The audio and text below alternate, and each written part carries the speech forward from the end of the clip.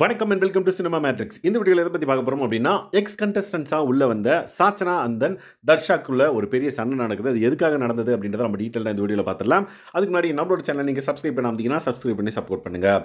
So Sachana, Darsha and then Varshini இவங்க 3 பேரும் வந்து பார்த்திங்க அப்படின்னா ஒரு ஸ்கிட் வந்து பண்ணுறாங்க. லைக் அம்மா, அப்பா அண்ட் தென் பொண்ணு அப்படின்ற மாதிரி.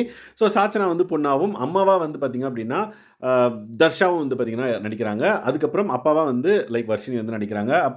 அப்பாவாக நடிக்கிற வர்ஷினி அண்ட் தென் தர்ஷா வந்து ஒரு ஏழ்மை குடும்பத்தினர் அப்படின்னு வச்சுக்கலாம்.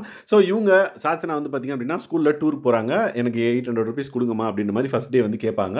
அவங்க அம்மா வந்து ஓகே, யார்ட்டையாவது கடன் வாங்கியாவது ஒன்று அனுப்பிச்சி வைக்கிறேன், அப்பா கிட்ட பேசுகிறேன் அப்படின்ற மாதிரி சொல்லி அனுப்பிச்சி விட்ருவாங்க ஸ்கூலுக்கு. ஸோ ஸ்கூலுக்கு போனதுக்கப்புறம் சாச்சனா வந்து எல்லாருக்கிட்டையும் சொல்லிவிடுவாங்க, நானும் வரேன் டூருக்கு, நம்ம நல்லா என்ஜாய் பண்ணலாம் அப்படின்னு சொல்லிடுவாங்க.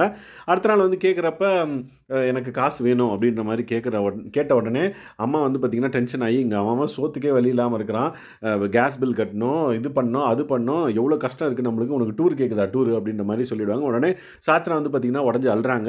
ஸோ இதை பார்த்த அவங்க அப்பா வந்து பார்த்திங்க அப்படின்னா கன்சோல் பண்ணுறதுக்காக வராரு. அதுக்கு முன்னாடி பெருசாக வந்து பார்த்திங்க அப்படின்னா மாற்றி எக்ஸ்சேஞ்ச் பண்ணிக்கிறாங்க வேர்ட்ஸை, விச் மீன்ஸ் அம்மாவும் பொண்ணும். ஸோ இவ்வளோ கஷ்டம் இருக்குது, நீ அதெல்லாம் புரிஞ்சிக்க மாட்டியா, இந்த மாதிரி இப்படி தான் பேசுவியா, டூருக்கு போய் ஆகணுமா, உனக்கு அவ்வளோ செலவு பண்ணி அவ்வளோ காசு இருந்துச்சுன்னா நம்ம என்ன பண்ணலாம் தெரியுமா அப்படின்ற மாதிரி நிறைய டிஸ்கஷன் வந்து போகுது. அதுக்கப்புறம் அவங்க அப்பா வர்ஷினி வந்து வராங்க.